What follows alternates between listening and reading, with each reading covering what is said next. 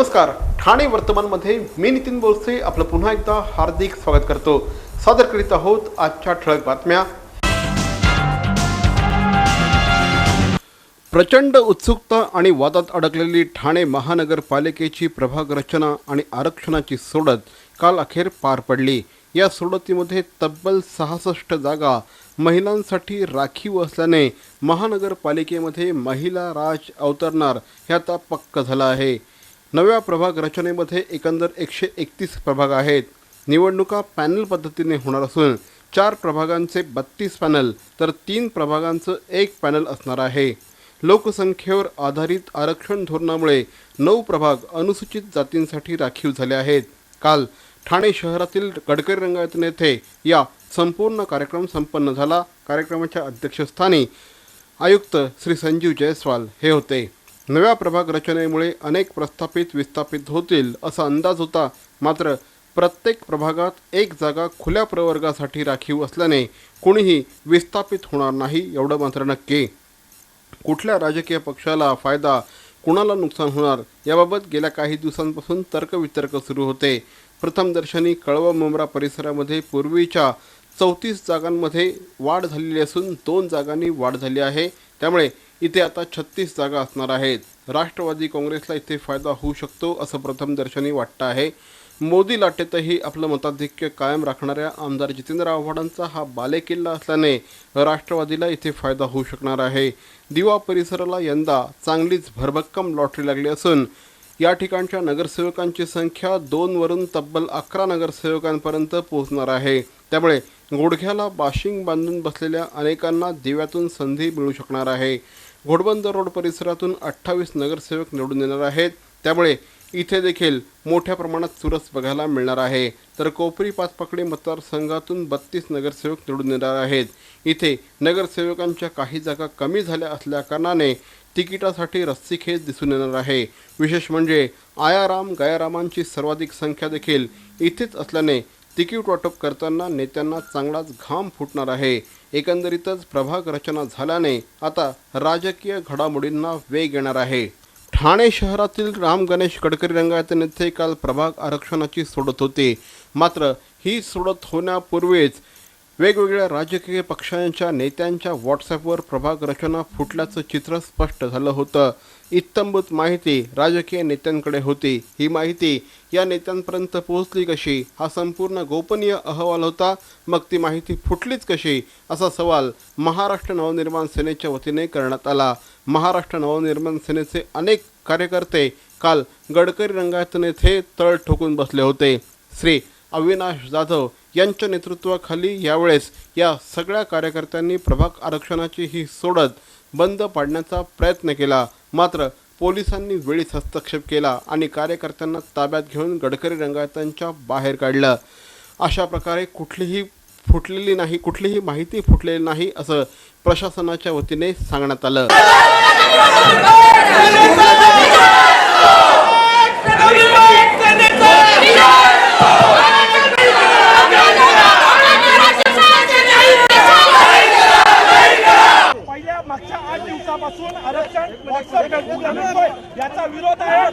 एकीकडे राज्यभर मराठा आरक्षणासाठी मोर्चे निघत असताना काल मुंब्रा परिसरामध्ये मुस्लिम आरक्षणासाठी मोर्चाचं आयोजन करण्यात आलं होतं।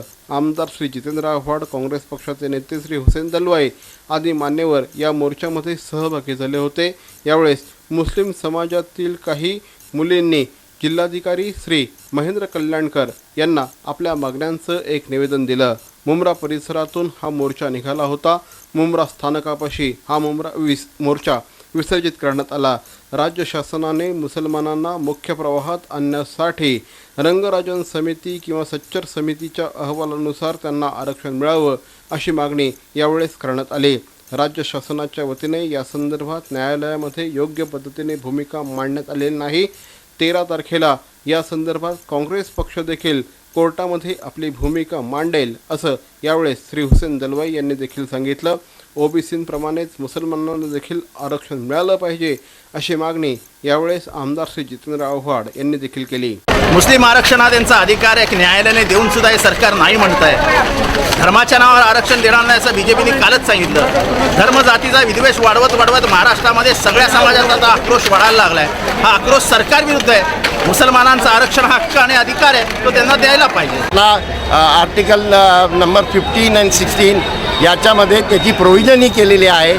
सरकारने हा प्रश्न नीट कोर्टात मांडला तर हे पास होईल आणि सरकार जर मांडत नसेल तर आम्ही तो जरूर मांडू. 13 तारखेला आम्ही या केसमध्ये इंटरव्ह्यू करणार आहोत. ठाणे महानगरपालिकेच्या निवडणुकीच्या तोंडावर पक्षांतर थांबत नाहीत. राष्ट्रवादी काँग्रेसचे किसननगर परिसरातील नगरसेवक योगेश चांदकर यांनी आज शिवसेनेमध्ये प्रवेश केल्याचं वृत्त आहे. काही दिवसांपूर्वीच राष्ट्रवादी काँग्रेसचे नगरसेवक श्री मनोहर डुमरे आणि श्री भरत चव्हाण यांनी भारतीय जनता पार्टीमध्ये प्रवेश केला होता. त्यापाठोपाठ आज योगेश चांदकर यांनी शिवसेनेमध्ये प्रवेश केला आहे. त्यामुळे राष्ट्रवादी काँग्रेसला एकापाठोपाठ एक मोठे धक्के बसत असल्याचं आता स्पष्ट होऊ लागलं आहे. या आणि इतर बातम्या मात्र एका छोट्याशा जाहिरातीनंतर. तू ग दुर्गा, तू भवानी, संसाराची तूच जननी, सारी माया तुझी, अंबे कृपा करी, अंबे कृपा करी. शिवाजीनगर सार्वजनिक नवरात्रोत्सव भक्ती आणि शक्तीचा अपूर्व संगम असलेला भव्य लोकोत्सव. देवीच्या उत्सवात विज्ञानाचा जागर करणारा अंतराळाचा काल्पनिक देखावा.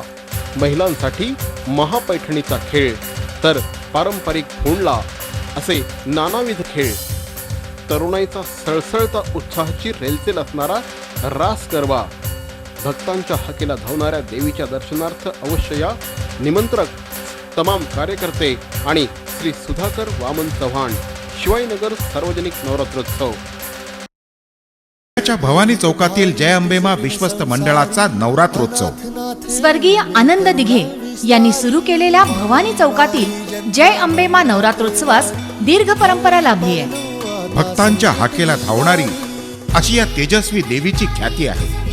त्यामुळेच ती लाखो भाविकांचं श्रद्धास्थान बनली आहे. आपणही सहकुटुंब मित्रमंडळींसह आवर्जून दर्शनाचा लाभ घ्यावा असं आमंत्रण मंडळाचे अध्यक्ष दिलीप देहेरकर यांनी विश्वस्त मंडळाच्या वतीनं तमाम भाविकांना केलं आहे. ठाणेकर आम्ही आहे, आम्हाला गर्व. जय अंबेमा करते सर्वांच्या मनोकामना पूर्ण.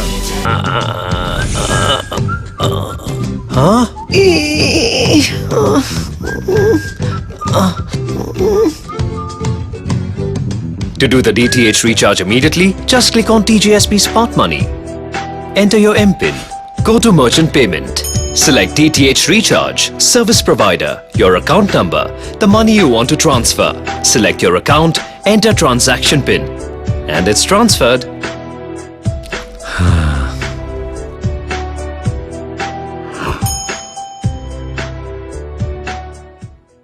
ठाणे शहरातील ज्येष्ठ सामाजिक कार्यकर्ते श्री राजकुमार पमनानी यांच्या वतीने तमाम ठाणेकर नागरिकांना नवरात्रीच्या हार्दिक शुभेच्छा. देवी आपल्या सगळ्या इच्छा आकांक्षा पूर्ण करत. हीच देवीच्या चरणी प्रार्थना.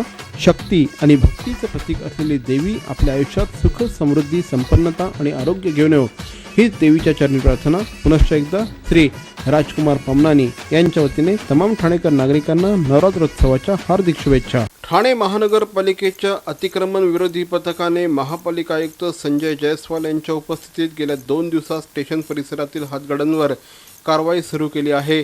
या कारवाईमध्ये 50 ते 55 हातगाड्या पूर्णतः तोडून टाकण्यात आल्या आहेत, तर 6 ते 7 टेम्पो एवढा माल जप्त करण्यात आला आहे. यावेळेस अतिरिक्त आयुक्त सुनील चव्हाण हे देखील उपस्थित होते. गेल्या 2 दिवसांपासून ही कारवाई करण्यात येत असून या कारवाईमध्ये जांभळे नाका ते अशोक टॉकीज स्टेशन परिसर, दादा पाटीलवाडी, बी केबिन, गोखले रोड, शिवाजीपथ या ठिकाणी कारवाई करण्यात आली आहे. या कारवाईमध्ये जवळपास 55 मोठ्या हातगाड्या JCBच्या सहाय्याने तोडून टाकण्यात आल्या, तर 6 ते 7 टेम्पो माल जप्त करण्यात आला आहे. अवयवदानाचं महत्त्व पटवून सांगण्यासाठी NKT चॅरिटेबल ट्रस्टच्या वतीने आणि समाजरत्न श्री नानजीबाई ठक्कर ठाणावाला यांच्या पुढाकाराने नुकतेच एका महारॅलीचं आयोजन करण्यात आलं होतं. जवळपास 5,000 विद्यार्थी या रॅलीमध्ये सहभागी झाले होते. अवयवदान चळवळ पुढे नेण्यासाठी आज NKT महाविद्यालय त्याचप्रमाणे संस्थेच्या इतरही शाळांमधील विद्यार्थ्यांच्या पालकांची एक सभा NKT सभागृहात आयोजित करण्यात आली होती. कार्यक्रमाला समाजरत्न श्री नानजीभाई ठक्कर ठाणावाला, श्री मगनभाई ठक्कर यांच्यासह अनेक मान्यवर उपस्थित होते. यावेळेस समाजरत्न श्री नानजीभाई ठक्कर ठाणावाला यांनी अवयवदान चळवळीचं महत्त्व उपस्थित पालकांना विशद करून जास्तीत जास्त पालकांनी अवयवदान चळवळीत सहभागी व्हावं असं आवाहन केलं. देशाच्या रक्षणासाठी आपल्या प्राणांची पर्वा न करता शहीद झालेल्या आणि शौर्यास्पद कामगिरी केले अशा सर्व जवानांच्या कुटुंबियांना केंद्रातील, राज्यातील आणि स्थानिक प्राधिकरणांचे विविध कर पूर्णतः माफ करावेत आणि शहीदांच्या कुटुंबियांचा उचित सन्मान करावा अशी मागणी ठाणे शहर जिल्हा काँग्रेसचे अध्यक्ष मनोज शिंदे यांच्या मार्गदर्शनाखाली ब्लॉक काँग्रेसने केली आहे. निवासी जिल्हाधिकाऱ्यांना या संदर्भात एक निवेदन देण्यात आलं आहे. त्यामध्ये ही मागणी करण्यात आली आहे. यावेळेस परिवहन समितीचे सदस्य सचिन शिंदे, ठाणे शहर ब्लॉक काँग्रेसचे अध्यक्ष संदीप शिंदे, शहर ब्लॉक काँग्रेसचे उपाध्यक्ष दिलीप भोईर यांच्यासह अनेक मान्यवर उपस्थित होते. बॅरॉन मेन्स स्टुडिओचा लगसराई धमाका 50% महासेल. किती? 50% महासेल. हो, कुठल्याही कपड्यांवर चक्क 50% ऑफ. बॅरॉन मेन्स स्टुडिओ, आमंत्रण हॉटेल जवळ, जिल्हा परिषदेसमोर, स्टेशन रोड, ठाणे. दूरध्वनी 022-2530-4837. Baron Men's studio. NKT charitable trust द्वारा हृदय रुग्णांसाठी एक अनोखी भेट. Care wellness EECP centre. हृदय रुग्णांना वरदान ठरणाऱ्या EECP थेरपीद्वारे अँजिओप्लास्टी आणि बायपास टाळा. केवळ 1 महिन्यांची थेरपी. USA FDA प्रमाणित अत्याधुनिक उपकरणाद्वारे मिळवा सुदृढ हृदय आणि आनंदी जीवन. Care wellness EECP centre. अहो, आपण आपलं घर स्वच्छ, सुंदर, नेटनेटकं ठेवतो ना, मग आपण आपल्या शहराच्या बाबतीत उदासीन का? आपलं शहर स्वच्छ, सुंदर आणि नेटनेटकं ठेवणं ही आपली जबाबदारी आहे, हो ना? मग उचला फोन आणि विना परवाना होर्डिंग्स, बॅनर्स कुठे दिसले तर 1800-222-108 या टोल फ्री क्रमांकावर कळवा. त्याची दखल त्वरित घेतली जाईल. लक्षात घ्या, आपला छोटासा सहभाग आपलं शहर स्वच्छ, सुंदर आणि नेटनेटकं बनवू शकतो. जय अंबे मां सार्वजनिक नवरात्रोत्सव मंडळाच्या वतीने दरवर्षीप्रमाणे यंदाही अतिशय दिमाखदार पद्धतीने नवरात्री उत्सव साजरा होत आहे. दररोज हजारो भाविक या ठिकाणी देवीच्या दर्शनासाठी येत आहेत. मंडळाचे अध्यक्ष श्री दिलीप दहेरकर यांच्या मार्गदर्शनाखाली हजारो कार्यकर्त्यांचा ताफा या ठिकाणी रात्रंदिवस राबतो आहे. त्यामुळे गेल्या 8 दिवसांमध्ये अक्षरशः लाखो भाविकांनी या ठिकाणी देवीचं दर्शन घेतलं आणि देवीला साकडं घातलं आहे. धर्मवीर आनंद दिघे यांनी या उत्सवाला सुरुवात केली. धर्मवीर आनंद दिघे यांच्या निधनानंतर मंडळाचे अध्यक्ष श्री दिलीप दहेरकर आणि विश्वस्तांच्या वतीने हा उत्सव त्याच दिमाखात सुरू ठेवण्यात आला. दररोज महाराष्ट्रभरातनं हजारो भाविक या ठिकाणी येत आहेत आणि देवीची ओटी भरत आहेत.